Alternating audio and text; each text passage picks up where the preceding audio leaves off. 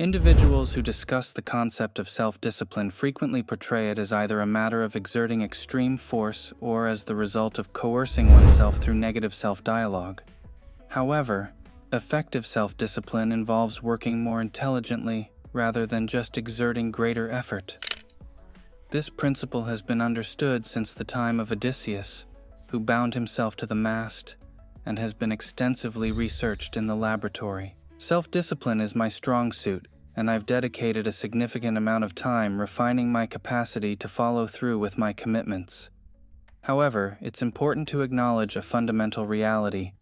There's no single technique that can transform anyone into a disciplined individual. Achieving that level of discipline requires an investment of your own 10,000 iterations. The psychiatrist and Holocaust survivor Viktor Frankl once articulated the idea that, between stimulus and response, there is a space. In that space lies our ability to choose our response. Allow me to introduce you to the PWR technique. These letters are in uppercase because they represent the fundamental steps of the technique. They signify pause, what now decision, and reset. In brief, this technique involves holding your breath and refraining from resuming normal breathing until you initiate an action that is consistent with your objectives. Imagine you find yourself in a scenario where you're striving to exercise self-discipline.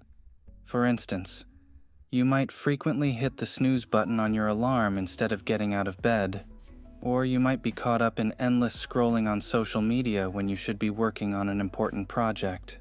The initial step is to pause and engage in what I refer to as a ransom breath.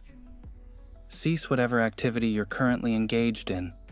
Inhale deeply and retain your breath. Make a personal commitment not to exhale until you initiate a clearly defined, goal-oriented action, as elaborated in the subsequent step. This essentially creates a hostage situation of sorts.